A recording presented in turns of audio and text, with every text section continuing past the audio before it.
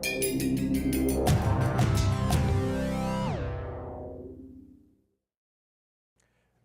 morning, I'm Larry Godsey, and I know how dry economics can be because I'll be real honest with you, I didn't like it as an undergraduate. It wasn't until I was actually doing it and somebody said, that's economics. Like, oh, really? I kind of like this stuff.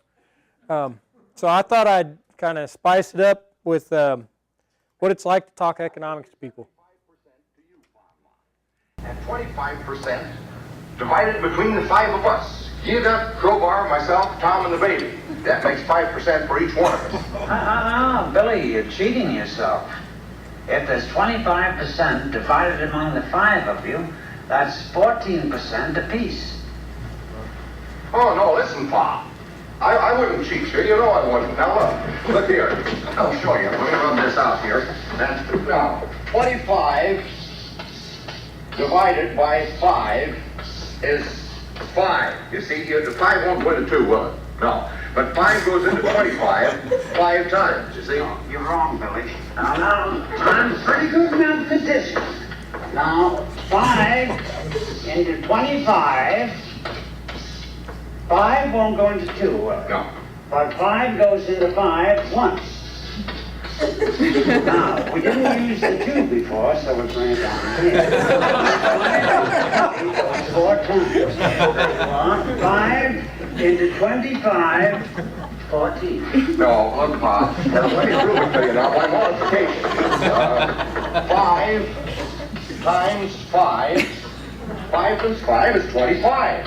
Well, I'm surprised you're learning. Huh? I'm surprised that you're learning. Now I'll show you. 14 is 25. 5 times 4 is 20. 5 times 1 is 5. 1 is 5.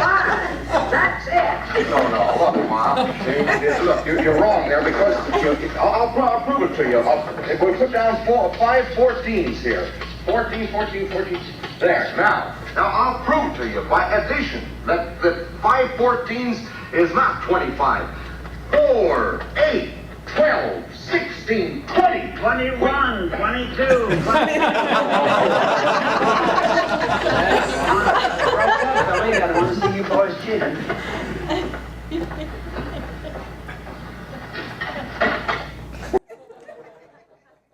Okay.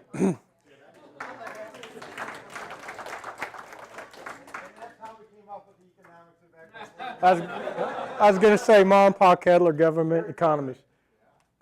Okay. Anyway, I thought that would lighten things up a little bit.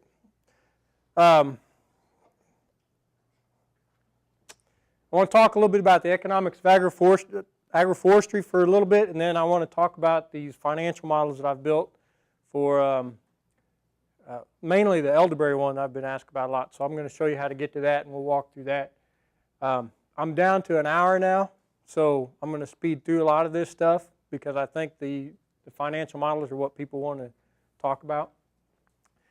I put this picture up here because I had an extended vacation in a foreign land, and one of the things I learned while I was there was that the things that we ask our farmers to do and they snub their nose at, the people over here, this is all agroforestry. They love it. In fact, this was Afghanistan, by the way, and the people over there want more of this. They come and beg for trees all the time to do more of this. You know what the difference between Afghanistan and the U.S. is? No Farm Bill, no Cargill, no Monsanto. Okay, these people have to survive on what they can with. They got to produce all their food, fiber, and fuel on a small amount of land, and they know how to make every resource count. We have been programmed as Americans. I say Americans, that includes Canadians, if anybody there, South Americans also. As U.S. citizens, we've been programmed to compartmentalize our agriculture. Cropland goes here, pasture land goes here, forestry goes here, because that's the way our industrial complex works. You go to the rest of the world, and out of necessity, they have to multi-crop. They have to do agroforestry, things like that. Here's another picture of agroforestry in Afghanistan. This is sour oranges growing with onions. And they don't run their, I don't know if they don't understand the concept of straight lines. The onions look pretty good, but the oranges, they cut diagonally across their onion field. I don't know why, couldn't tell you. And by the way, they eat their oranges when they're still green too. So Is it hand planted or machine planted? it's all hand planted. They don't have machines over there. So but they may have a tool that they use that makes it look straighter, but yes, it's all hand planted. Okay, I just wanted to point those things out because sometimes we here in the United States struggle to get people to buy into the concept of agroforestry, but yet in places like this, they believe it because they have to use it to survive. And it's all because of our paradigms in this country. Before I went on one of my deployments, I think Mike Gold gave me this book called the Sand County Almanac. And this particular piece of this book has had more impact on my beliefs about agriculture and economics than anything else. It says, a system of conservation based solely on economic self-interest is hopelessly lopsided, tends to ignore and thus eventually to eliminate many elements in the land community that lack commercial value, but that are, as far as we know, essential to its healthy functioning. It assumes falsely, I think, that the economic parts of the biotic clock will function without the uneconomic parts. So I agree with Aldo Leopold in this assumption. We in the United States believe that the only thing that's important are the things that make us money. So that leads to my first question. What is economics? Lauren, you can't answer this question, all right?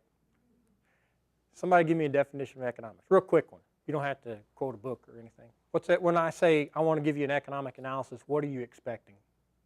Financial numbers.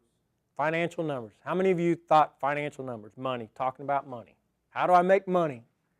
That's just a very small part of economics. And there's a time element of money when I think of economics. Okay. Of whether it's cash flow or investment, so there's a time element. Okay, so you're talking about, again, the financial analysis of money, time value of money. All right, that's what most people think of when they think of economics. When somebody says, I want an economic analysis, what they want to know is, am I going to make some money? Right? That's what they're thinking about. But economics is far more than that. Economics is a social science that studies choice. That's what it is. And that's important for you to understand when you do your case study, because if you want to study the economics of it, you can't just analyze the money part. The choice may not be made based on money. Right? It's scarce resources, unlimited wants. If you look at the farmer, what kind of scarce resources are we talking about at the landowner level? Time, cash, land. Those are very important things that we're talking about. And then because of this scarcity, every choice requires a trade-off. Just because a farmer doesn't adopt an environmental practice doesn't mean he doesn't care about the environment.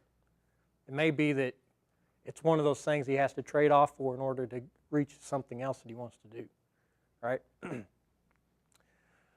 So economics versus finance. Economics is a study of how people and society allocate and distribute scarce resources, and finance is just one tool for measuring the value of the trade-offs made. The focus of finance is the time value of money, and money often represents, or actualizes the trade-offs made by individuals and societies. We use money as an indicator of choices. We could also use time as an indicator of choices. We could use management as an indicator of choices. When I was getting my master's degree in ag econ, we actually used little glass pebbles as an indicator of choices. You can use whatever you want. We just happen to use money, okay? Because people understand money. Money's a powerful motivator. It's not the only motivator, but it is a powerful motivator. Most of economics can be summed up in 4 words. People respond to incentives. You came here today because you felt like there was some incentive for you to be here, a benefit that you were going to gain above the cost of being here. An incentive is simply an opportunity to trade something of value for something of higher value. So trade-offs are made between resource uses of low value and resource uses of higher value based on individual preference. And then how are those preferences determined? Well, it's based on culture, Again, I was talking about Afghanistan versus U.S. on adoption of some of these things. Beliefs, social norms, and personal knowledge. I was raised on a farm. One of the things that my dad thought was an indicator of a good farmer was how straight his corn rows were, right? And how clean his fence rows were. Those were two indicators. How straight your corn rows are, how clean your fence rows are. If you went on our farm and planted trees along the fence rows or within the rows of the crops, my dad would have thought you'd gone crazy. You just lost your mind. Is that because there's no scientific evidence that there's a benefit to that, or because it's based on his social norms, his culture, and beliefs? It's a very strong motivator. Again, I'm just giving you some background because when you go and interview Mr. Marks for your case study, you got to understand what motivates his decisions. Okay, benefits and costs. Every choice we make impacts our ability to reach our objectives and reflects our preferences. Those things that help us reach our objectives are called benefits. We call them, or they have a high value. And those things that are traded for those benefits are called costs. They have a lesser value. So the whole concept of benefit cost analysis is just based on what we want to attain and what we're willing to give up. The first step in identifying what is being traded, or the first step is to identify what is being traded. So again, when you go talk to Mr. Marks for your case study, find out what he's willing to give up and what he would prefer to have. All right? Okay. Most common economic trade-off objectives fall into three categories. You have your financial. Sometimes you'll see this written as economic, but again, I said economic includes all these things. You have environmental objectives. You have social objectives that people have. I might be willing to give up a little of my leisure time to increase my wealth. There again, I might reach a level of wealth where I don't need any more and I'm willing to consume more leisure. By the way, people are not lazy. They just choose to consume more leisure, right? It's a choice. It's an economic choice. It's a fact. That's an economic philosophy. Again, there's no such thing as a lazy man. He just chooses to consume more leisure. And it's a trade-off decision, right?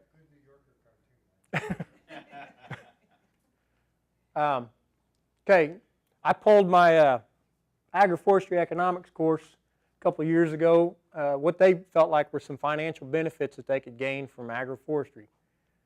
They mentioned niche market revenue, although I will say that very few of them mention niche market revenue. We keep talking about that, but very few of them mention that. Conservation payments. It's a chance to get a little extra money. Timber markets, tax incentives. For the environmental benefits, they mentioned reduced erosion, increased soil fertility, increased biodiversity. We actually did a little ranking process with this. I allowed them to rank these, and once we came up with the list, they ranked them in order of preference, which was kind of interesting to see how that worked out. Increased soil fertility and increased biodiversity, and then social benefits, improved aesthetics. I would have put that over here, but this is where they put it. Aesthetics is a social thing. You want to look good because you want your neighbors to think you're a good farmer, right? Connection with the environment. Those were the two main social benefits that they mentioned. None of them mentioned recreation. None of them mentioned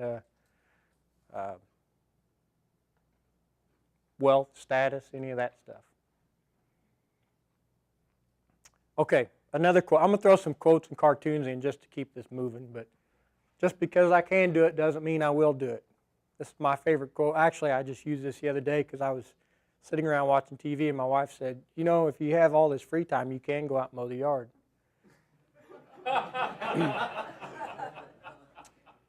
Again, the yard looks great.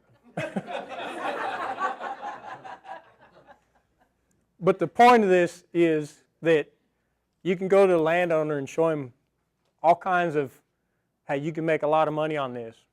Doesn't mean he's going to adopt it. You can show him, hey, it's great for wildlife habitat.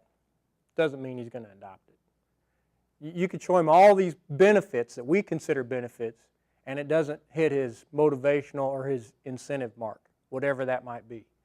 So the key with dealing with any landowner is finding out what incentivizes that individual. In my case, it's my wife. Okay.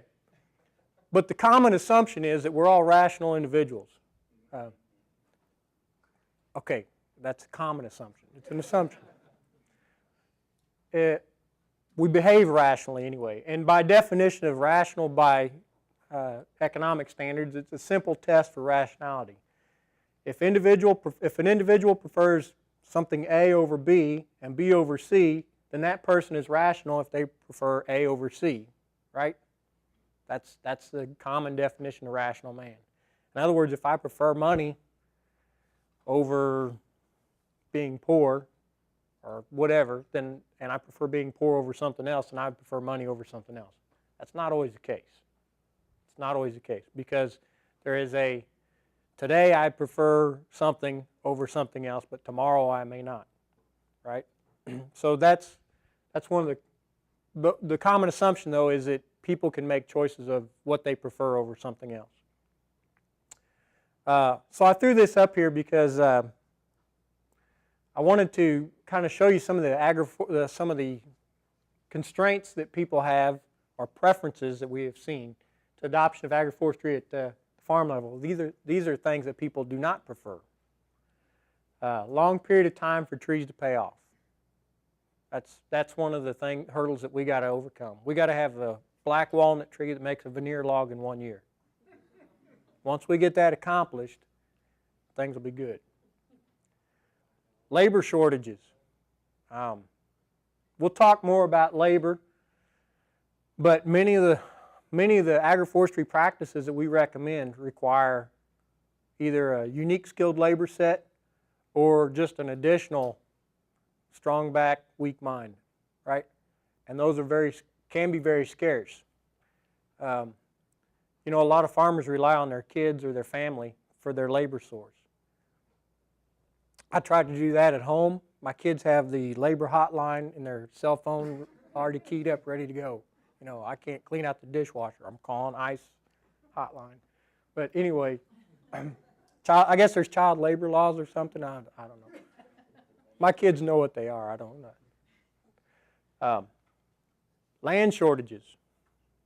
Land shortage is a big issue right now. The United States feeds most of the rest of the world. We have 7% of the arable land in the world, and we produce 12% of the food. Every farmer in the United States produces enough food to feed 155 people. In 1960, that number was every farmer in the United States produced enough food to provide for 25.8 people. So we continue to be the breadbasket of the world. Now, do you guys remember what happened to the last breadbasket of the world? That was Northern Africa. Are they producing much food now? Why not? Because, they kind of destroyed their natural resource base. Well, we got to keep that in mind because we don't want to repeat history. Financial constraints. How many of you would go to your banker and borrow money to establish a farm where you're going to plant corn and soybeans? How hard would that be? Easy. Your farmer knows corn and soybeans. Cattle, he knows that. Yeah. Maybe, I don't know. But if you go to him and say, I'm going to do elderberry with rows of pumpkins in between, he's going to go, here's some additional paperwork, fill that out, and come back and see me in about a month. Because they don't understand that, they don't know it, it's not in their set, and it is a constraint for landowners to get financed. Incompatible with some forms of fixed capital assets. I'm a farmer, I like to ride the tractor seat. I can't do that when you got trees in the way. I've got a piece of equipment that's so many feet wide, those trees are just in the way, right? These are constraints now.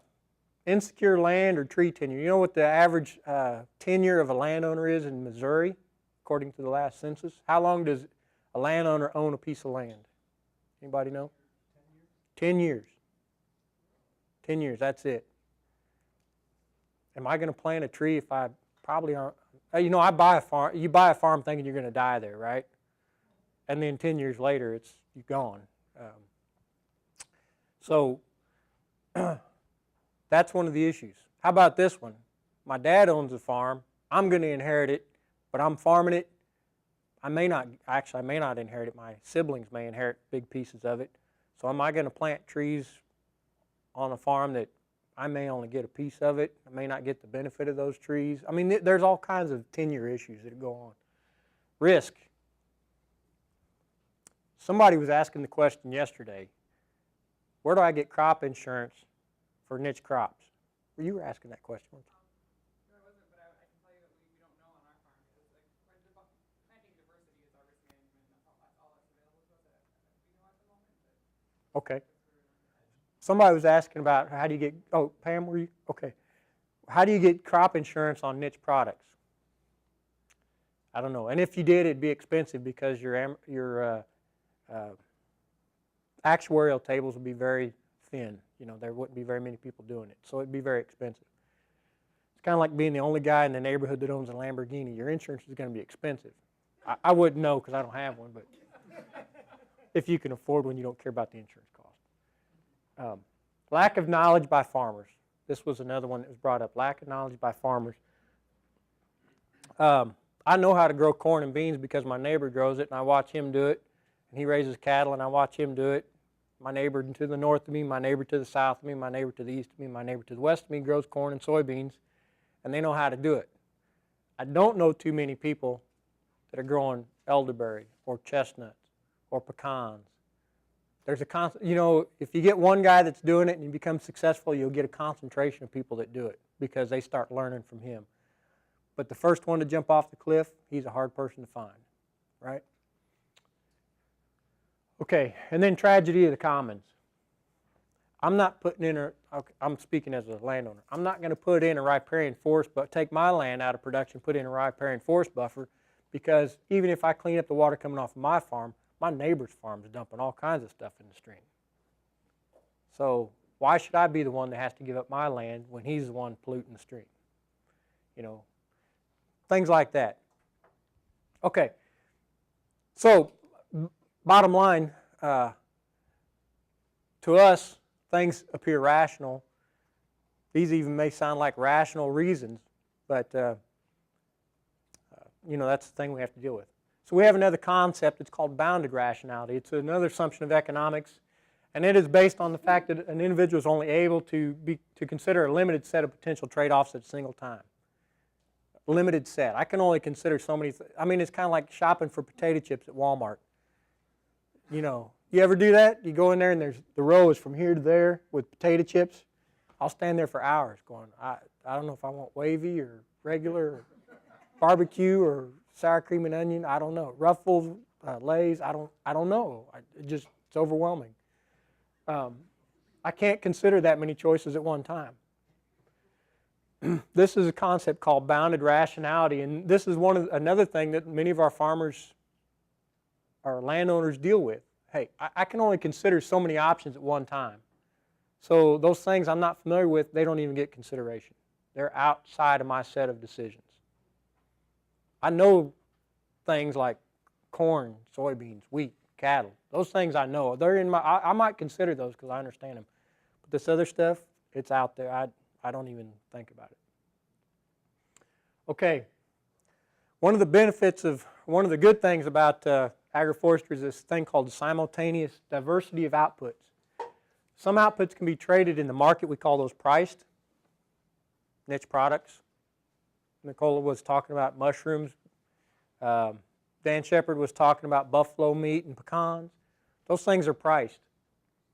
Other outputs are non-market benefits. These are called unpriced benefits. Economics deals first and foremost with monetary values because it's easy. We market our monetary values. But it doesn't always consider all the benefits. Does benefit equal value? Yes. Does price equal value? Not necessarily.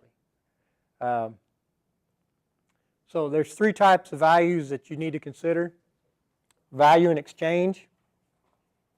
Value in exchange. Anybody have active barter system in your hometown, or know what I mean by barter system? We have this labor exchange thing in our community. It's not really a organized thing. It's my neighbor calls me and asks me to help him out, and I go help him out. He hasn't paid me back on any of that yet, so. But it's a value in exchange. Value in use, again, some things have value in use. Riparian buffers have value in use because they provide ecosystem services, but it's not often priced in the market. Intrinsic values, there's 3 types that are most common. You have the option value, which is the value of knowing that you could benefit if you wanted to. I might put some elderberries in my riparian buffer because I may somewhere down the road decide I want to market elderberries, right? There's a value there to have it there. A bequest value, the value of knowing that future generations could benefit if they wanted to.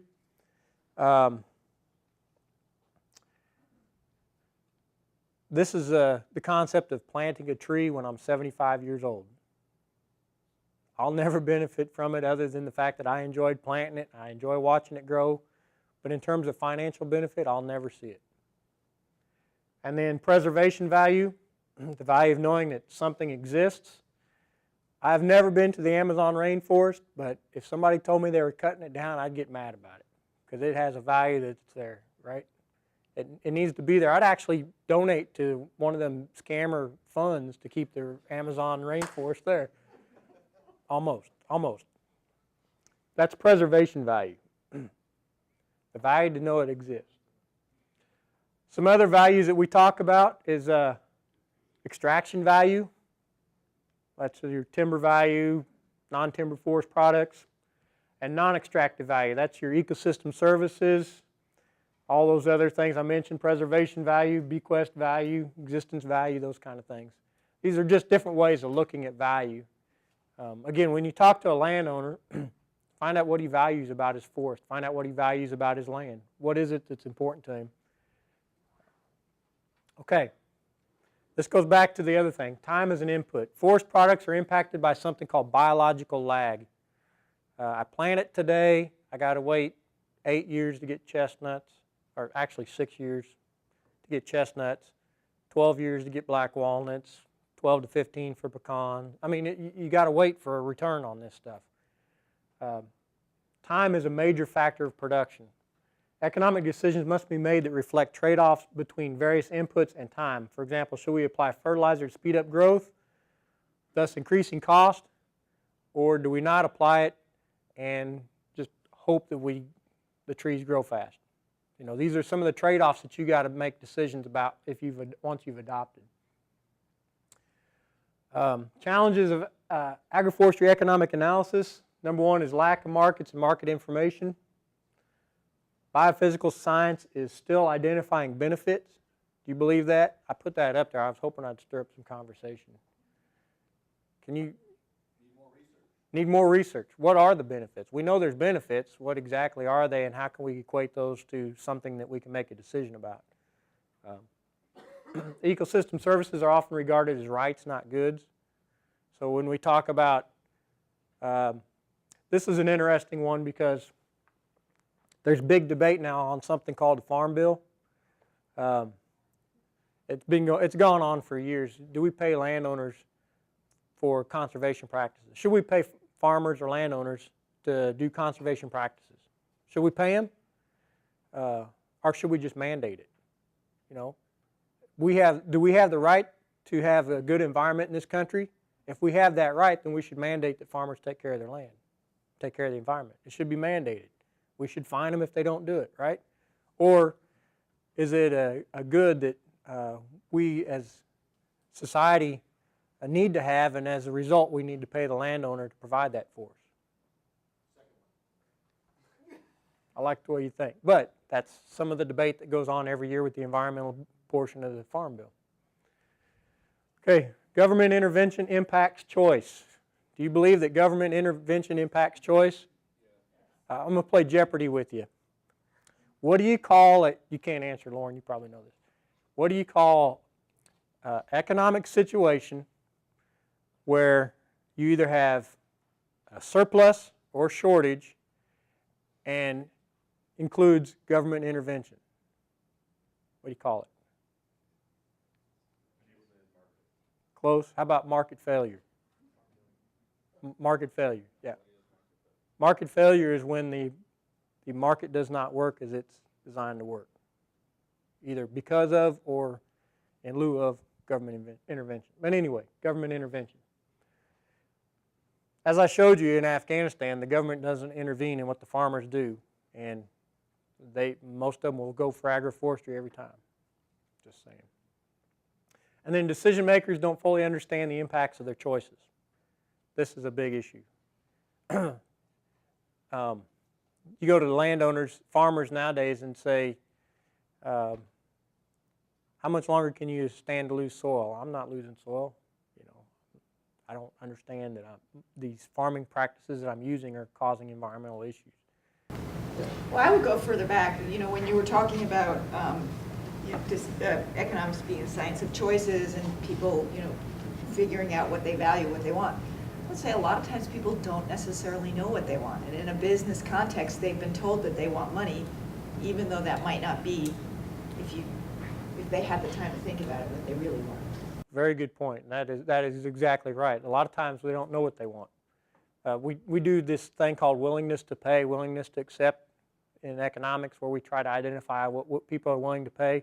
The bottom line is people don't know what they're willing to pay, and they don't know what they're willing to accept. They only know what they have accepted and what they have paid, and that's an issue. If you go to Walmart, it'd be nice if Walmart would do a willingness to pay kind of model. You've probably heard of that restaurant that's owned by John Bon Jovi, where he doesn't have a price on the menu. It's whatever you're willing to pay for the food. I think he's, what do you call that, the soul food restaurant or something like that. Anyway, people come in and they eat oh, you had a comment? No, I'll follow up. Okay. People come in and eat, and then they just pay what they feel like or help out in the restaurant or whatever. And so far it's been a great success. We've done garage sales and not priced anything and tell people they can pay what they want. Drives them up a wall. They say, so like a penny, whatever you want. So $1, whatever you want. That people do like constraints, but when you give them that free choice like that, it just freaks them out. I want to add to that too that our entire farm runs on what we call the gift economy, where we do our entire operations based on that, where we don't charge price for anything. We just let people pay what they feel like they're getting value for, and we experience that all the time. People are really frustrated by coming out of a capitalist-based system into a gift economy system. They have no idea how to value for themselves what it means. They're used to somebody telling them exactly what it means. That's a good point, because we're so fixed on price, but price has no bearing on value, and we can't figure out how to measure our value without using dollars, and it's not the same. So how's that worked out for you? I mean, works? Yeah, it works well, but we're working more on an Afghani model than we are an American model, because we're trying to produce everything ourselves that our community needs. So our entire farm, for about 12 full-time people, our operating costs are about $9,000 a year. So by doing that, by doing an Afghani model, we're able to dramatically drop our costs. Cool. You have a question? Maybe just to follow up on that, kind of we've taken a little bit of the hybrid look, like trying to figure out a range, because like we're struggling on our farm. Like, how do you set price when you're trying to cultivate a niche market and you don't have very good information, and so it's like, well, figuring out, well, what are people sort of maybe used to paying, or what's sort of the range based on your own needs, or maybe like finding a complementary currency, like and thinking of like, well, current bucks, like with the fruit, right? I don't know. So a lot of these things are percolating. I'd be curious to learn how any insights people have on how do you help develop price for markets like that. We have interacted, and you can see it in our forest farming video, the one with Paul Easley. And he's the one that markets all the non-traditional woods out of Moquia, Illinois. Moquia. Huh? Moquia. Sorry. I was just going to say Central Illinois. Stepped into it. Anyway, so he shifted his business toward the end to eBay. And he had a very interesting insight that relates to this price thing. He said, if I put a starting price in there of $100 for some wonderful piece of wood that the woodworkers might want, I'm not going to get a single bid. If I put $5 down, they're going to bid it up over 100. but it depends on where I start it. They're comfortable to get going, and then they'll take it way up there because somebody's going to find that price really high. But I can't start there. Huh. I won't get going. And I see that on storage wars too. When I was watching, You were consuming leisure. Consuming some leisure. I only got to watch it for a few minutes and I had to go mow the yard. Okay, I'm going to focus on just these two areas because these are really important areas in agroforestry. Lack of markets and market information. Niche markets often experience more price variability and risk. Thus, your banker is less likely to loan you money on niche products because there's a greater risk that you're not going to come back with your payment. Some benefits from agroforestry practices are not priced or sold, and the reason they're not priced or sold, we lump them into two categories. There's technical reasons. For example, you might have a good that's non-rivalrous. In other words, I can use it and you can use, or I can use it, but it doesn't mean that you can't use it as well. And non-excludable, which also means that we can use it at the same time.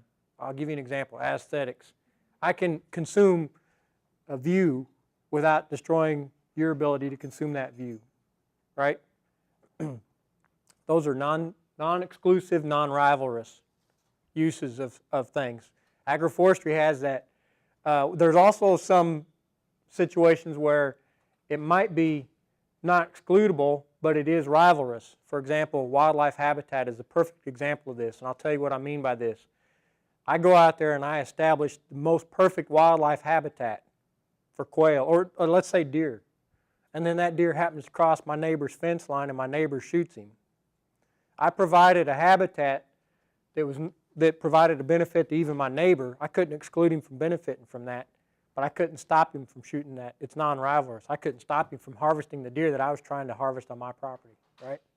So there's some issues with that I can't price. I can't even go and say, hey, that was my deer, because it wasn't, right? So those are issues. And then political reasons, illegal products. Okay, I put illegal products. I was going to give you an example of a guy that I met in Canada who was making energy bars, which would make you have less than necessary energy. They had a little cannabis in them. But he sold a lot of them. People were hungry. But there are political reasons not to do that, right, in this country. And so you can't price certain things like that.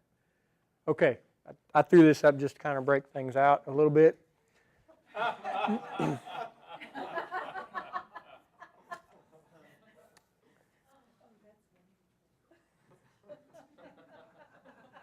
You can see that in your, okay, government intervention.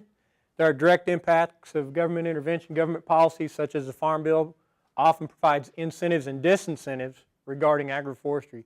I like the ones where we're going through the Farm Bill. Look, I do this too. I go through the Farm Bill looking for the word agroforestry, but what I should be looking for is all those incentives that pull people away from adopting agroforestry. You know, if I give incentives to crop production, that's probably going to pull people away from doing something for agroforestry. It's a disincentive to agroforestry.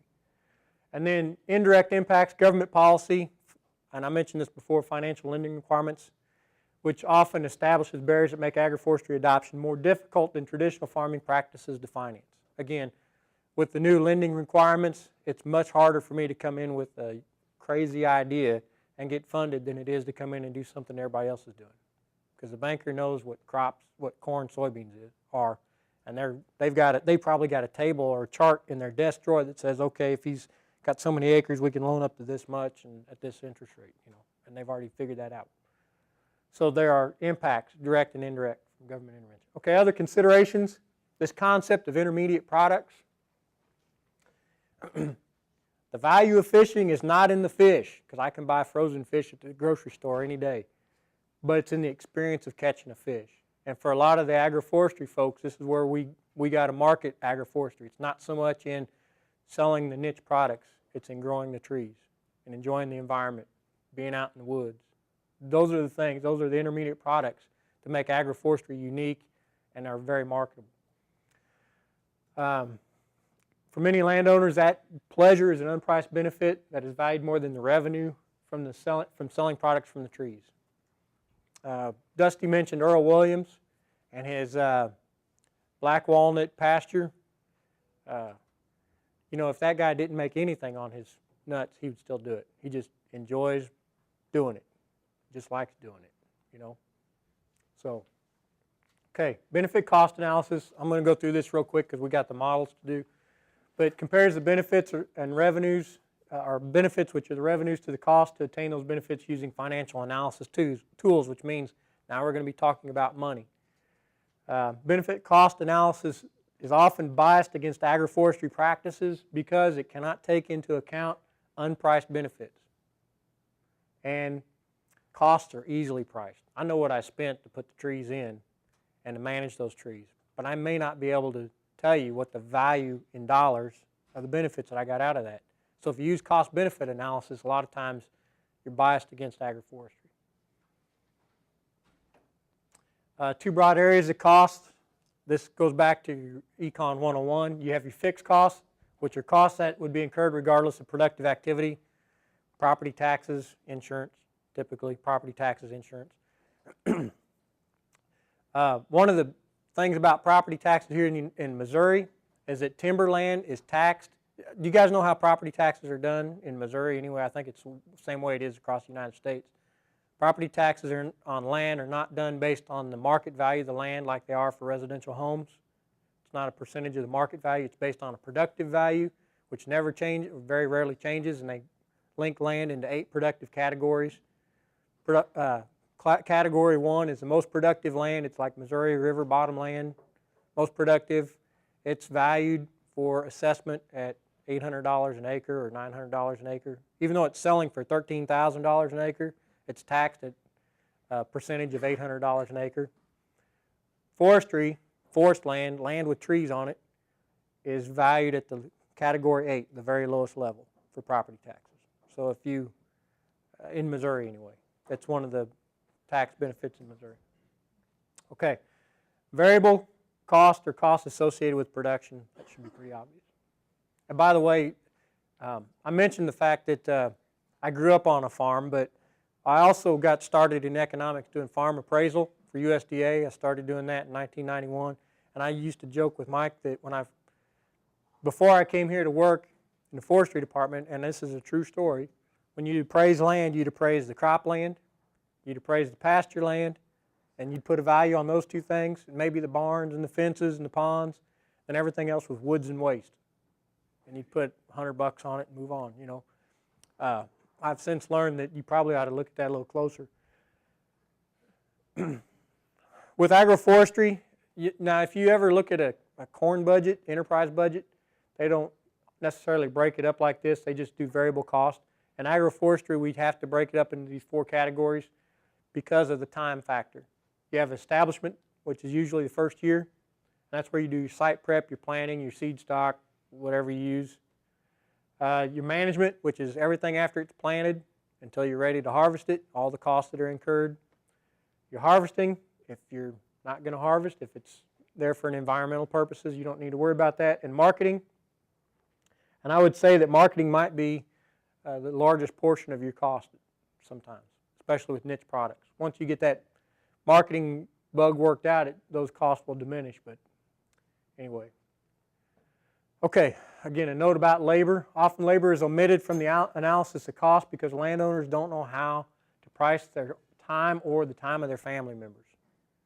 I had a student of mine years ago who owned a farm, and he was bragging about he made $10,000 on his farm, cash money. $10,000, and that's what he called it, cash money. I don't know what the difference between cash and money is, but evidently there could be a difference. It's better than plastic money. I don't know. But he said he made $10,000 cash money, and I said, well, how much time did you put into your farm to do that? Oh, I was working 10 hours a day all summer long, you know, taking care of my crops and all this kind of stuff. And I said, well, if you add all that up, you would have made twice as much money if you'd have worked at McDonald's, cash money.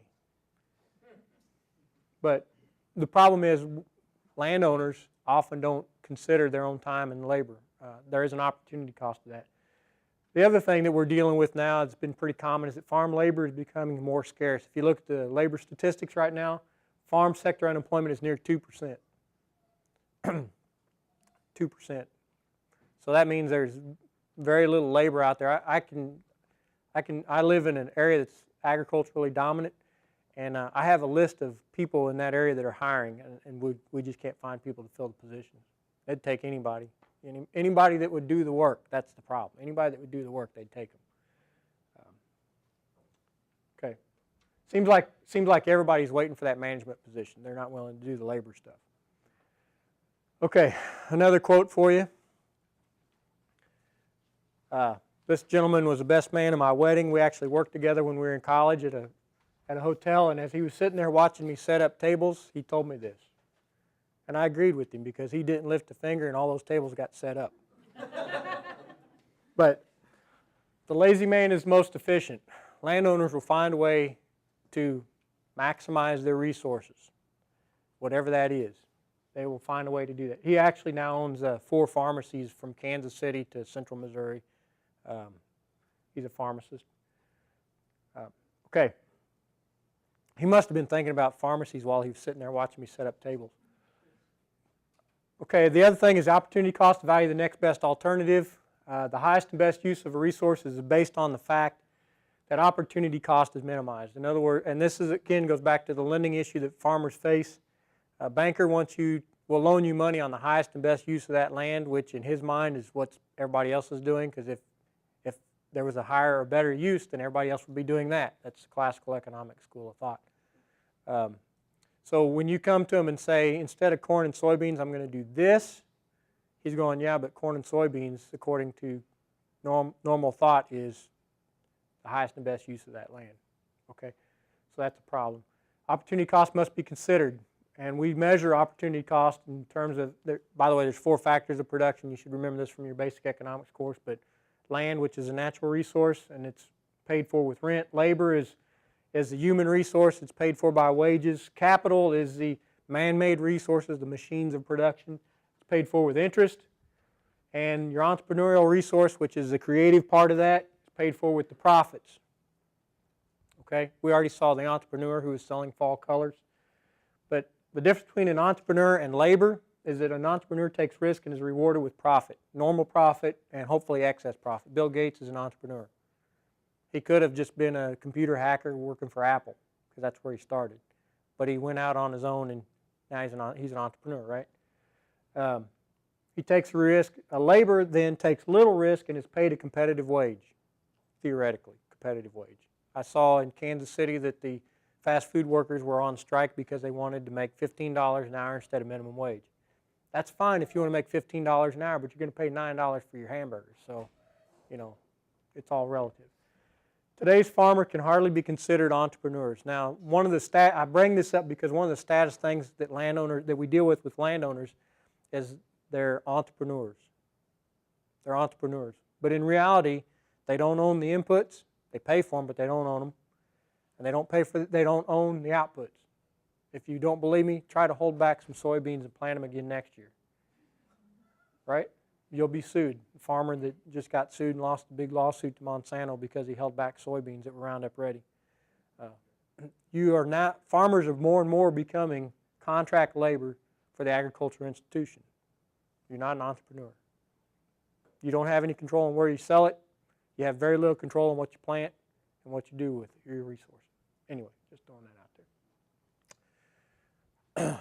This slide is a little bit out of place, but I wanted to mention this is another assumption, is the shutdown rule. We talked about variable cost. If average variable costs are greater than average revenues or marginal revenues, which are equal in a competitive market, then you should stop what you're doing. Don't be a fool about it. My dad used to have the philosophy, he was a banker, and his philosophy was, we'll farm until I go broke banking, because we subsidized the farm with his banking income. And he used to say, where else can you have this much fun for such a low cost?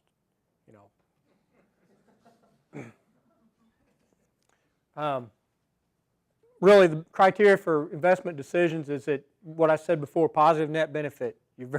Your price that you're going to make or your revenue that you're going to receive ought to be greater than the cost of doing it.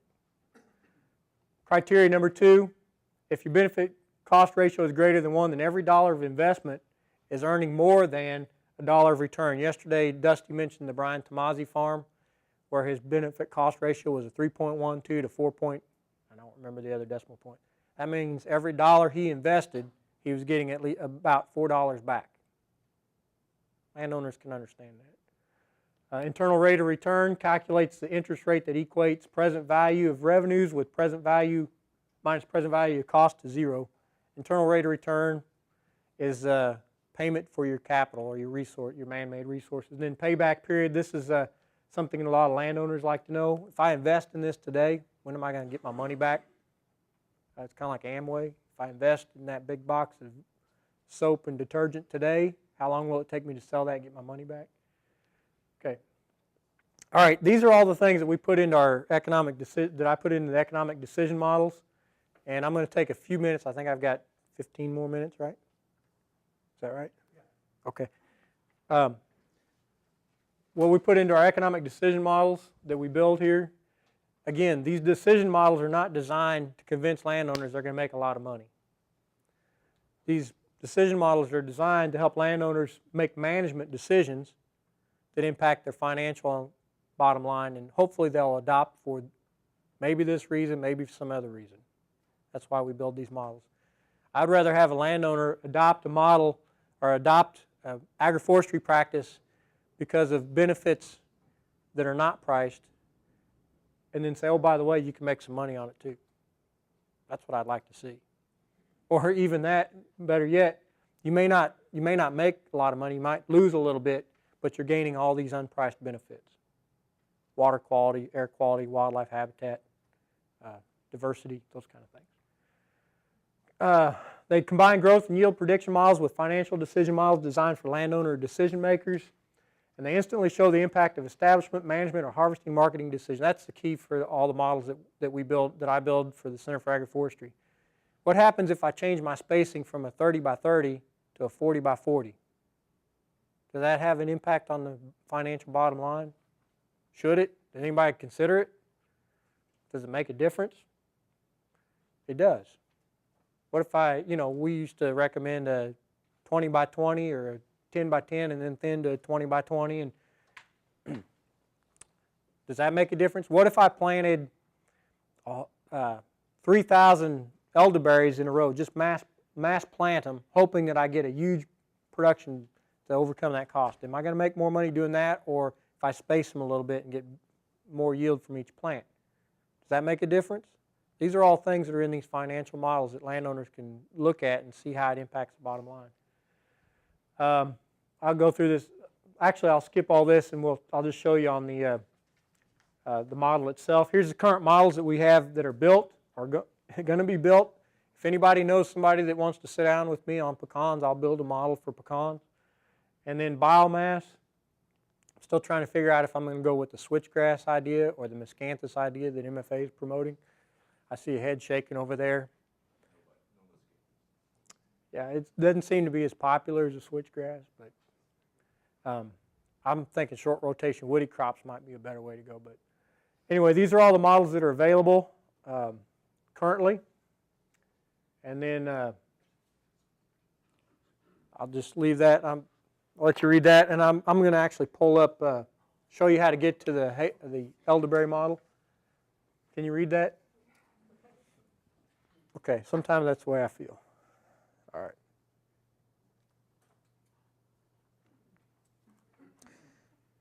right. To get to some of these models, if you go to our Center for Agroforestry webpage, have you all been to this webpage before? And then you go down here to Profit in Agroforestry. You can go to Specialty Crops. And here is the black walnut model as soon as it loads.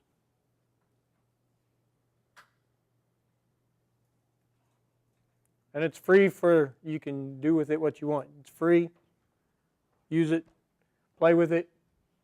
If you notice that my default now, I used to believe that a 30 by 60 spacing was what was the most economical, or 30 by 30 thin to a 30 by 60. I've since been convinced that maybe a 42 by 42, and I've even got it where you can choose a diamond, a hex, a rectangular planting configuration. Would you think that would make a difference on the financial bottom line? It does. It does.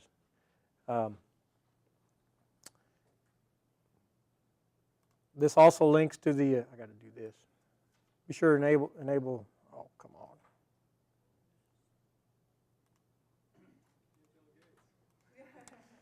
Yeah. All right. Got to enable my macros.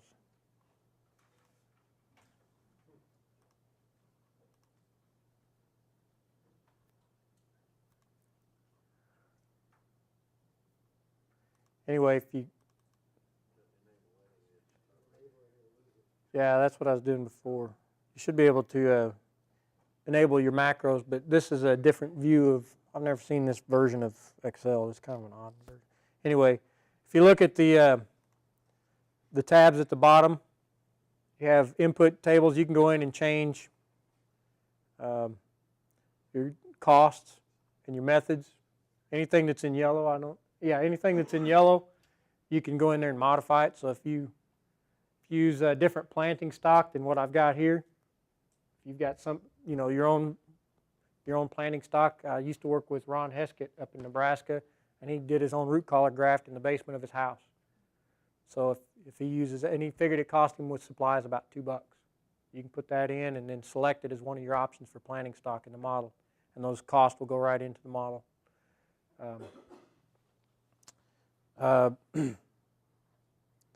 So those are, this particular cost budget, I put this in there because this is a thing that you can walk into the banker and go, here, I've already thought this out.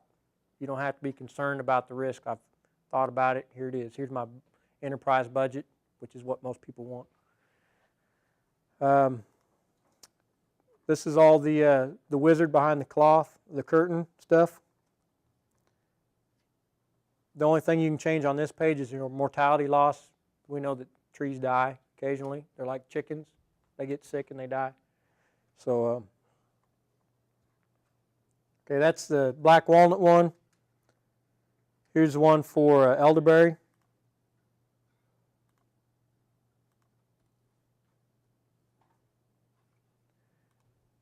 And I try to make them all the same or look the same so people are comfortable with them. And then eventually my goal is to build a bigger model that, since they're all the same, we can start incorporating multiple crops on the same piece of land. That's the goal eventually. This elderberry model was worked on. Terry Durham, you're going to go see him. He helped me design this. The only major decision that you can make here is with your spacing, because Terry said you're either going to do a 2 foot by 12 or a 4 foot by 12. I asked you, do you think that makes a difference on the bottom line? Right now we're at a 4 by 12, and you can see that our net present value is $54,440. That's 3%, of course. So if I go to a 2 by 12, it's not going to let me edit.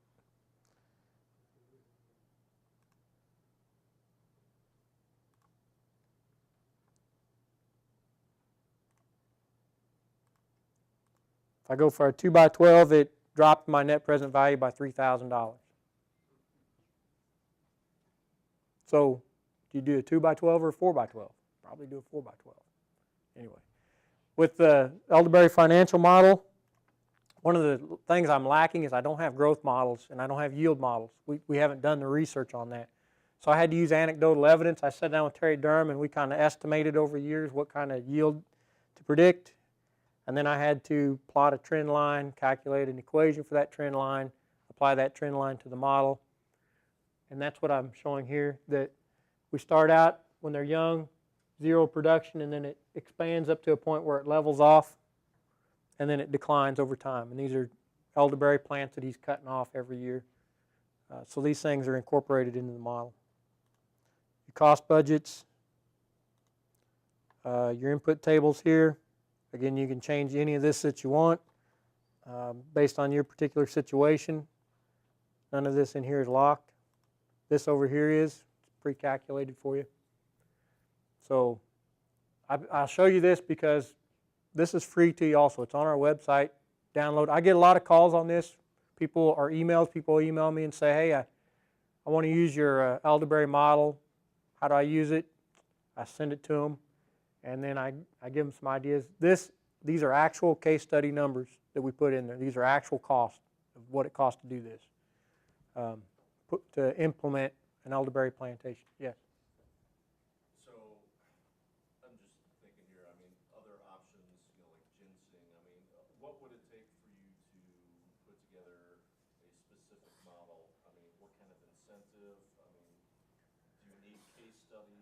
What?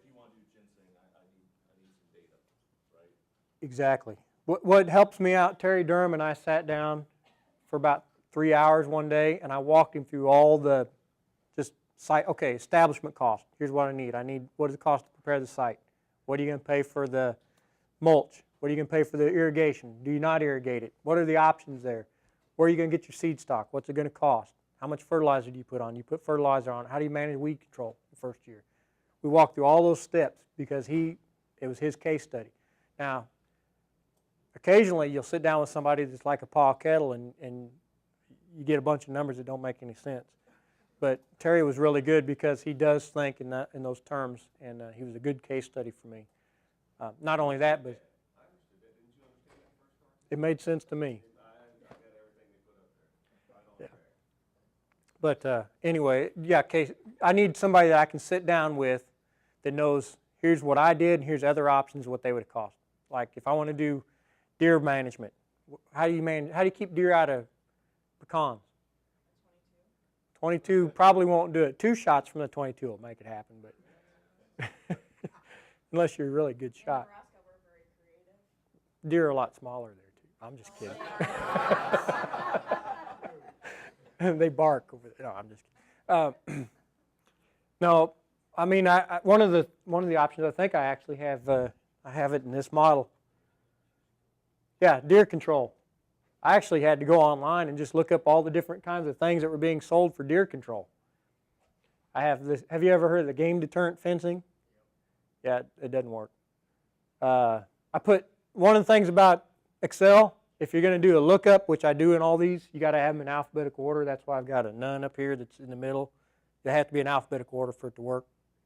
Maybe they'll fix that in a future version, but I use Dusty, remember when we went over to Gene Noose's farm over by Fayette, and he had that beautiful fence, 5-strand electric fence, woven in the middle, the metal rails that went up over it, and he was bragging about there's no deer that come. He had a pecan orchard that he just planted, had the 2X tree shelters around the trees, and while we were standing there talking to him, this herd of deer comes running across the field and went running right through his fence and across his tree orchard and on out the other side, and we're like, wow, spent a lot of money on that fence.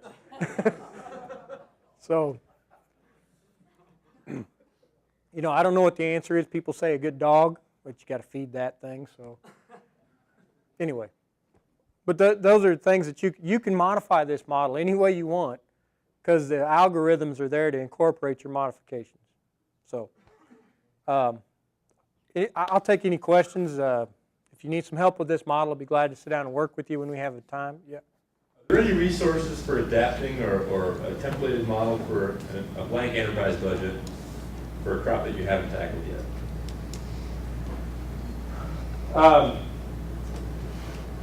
You mean like a blank one of these things? So I grow 5 acres of snozberries. Yeah. And I know the input cost for snozberries. Am I better off heavily modifying one of your existing spreadsheets, or is there like a templated version kind of work from for creating an enterprise budget for snozberry?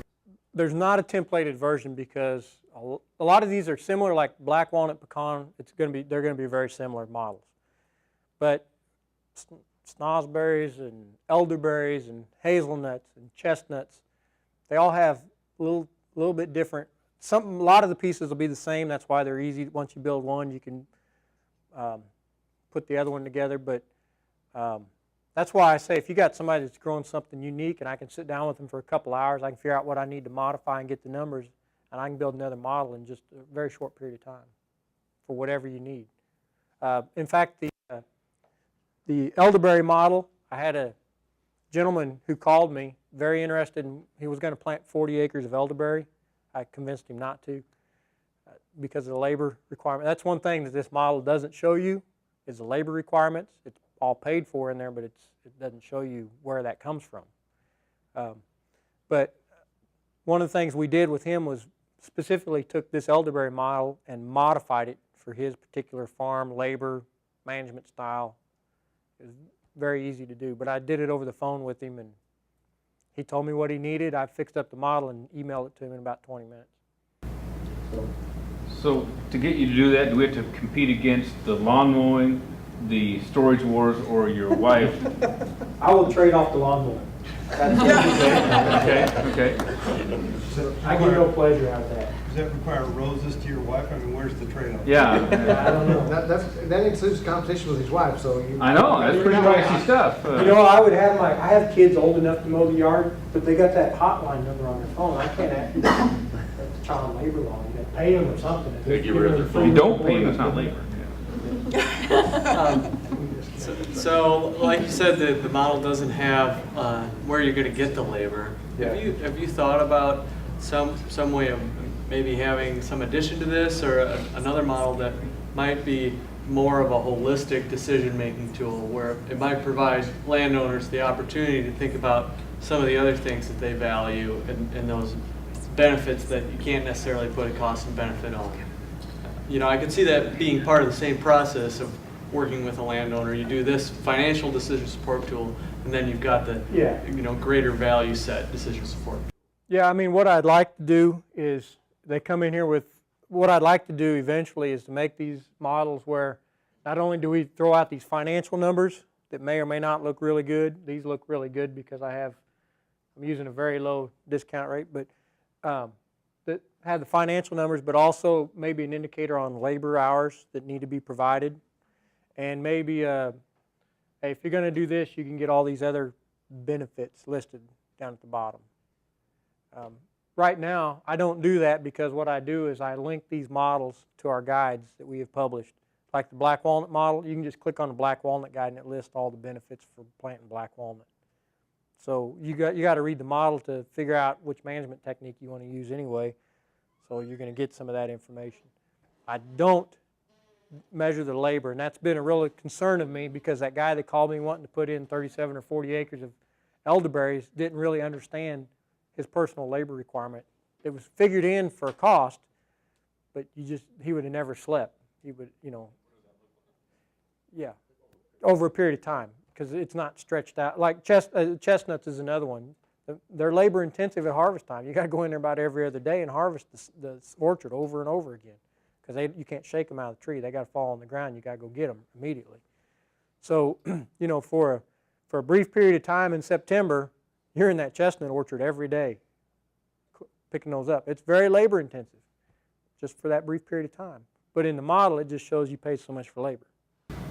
Yeah, that seems like a key thing, balancing labor, especially with conventional farmers. For example, I worked with a conventional farmer this year to grow potatoes on some sandy soil he has.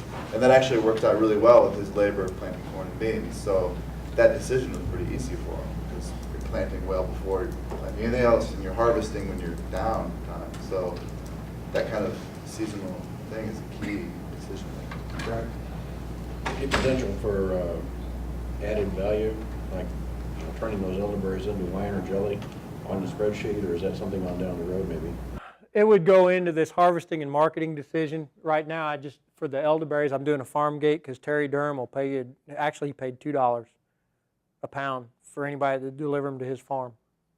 So if you're going to get $2 a pound, or you got to go through the process of getting certified to produce food and sell, food seller's license, create a jam that you're going to, we stopped there because that's where most of the people I dealt with said, that's all I'm going to do is take them to Terry and sell them. He's already gone through the process of getting the license to produce the juice and bottle it, and so he's trying to, organize that way. But yeah, like I also have a loblolly pine model, and that model has for chip and saw logs, pine straw, pine shavings, all that stuff is included in there. You can either add it as a potential revenue or just knock it out. Again, there's so many options, but they all take time and they all take management skills. Not everybody's an entrepreneur. Not everybody's an entrepreneur. They're not cut out for it. Not everybody's a car salesman, right? So you had a question?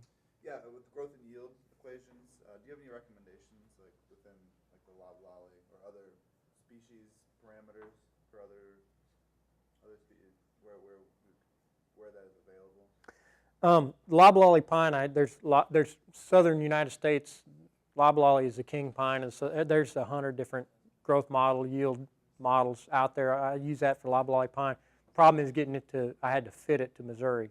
So so I had to test it on. We actually have loblolly pine growing about an hour south of here, so I had to fit those models to this area. But in terms of stuff like elderberry, we just don't know. Chestnut, we're learning, but I can't tell you what they're going to do 40 years from now because we just don't have that data out there yet. So I can plug in what we've witnessed up to this point and estimate into the future, but I don't know. Yes, and that's, I don't include varieties. I go with the law of averages is what I go with. So, all right. I think Ina is next. If you have any questions about these models, the chestnut model is not online. If you'd like a copy, it's still being beta tested, but you're more than welcome to take it and beta test it because there's, again, some of my assumptions. It came out with great numbers. It makes me wonder why everybody's not doing it, but I know what that labor at harvest time is the key thing. But anyway, I'll turn it over to Ina and let her.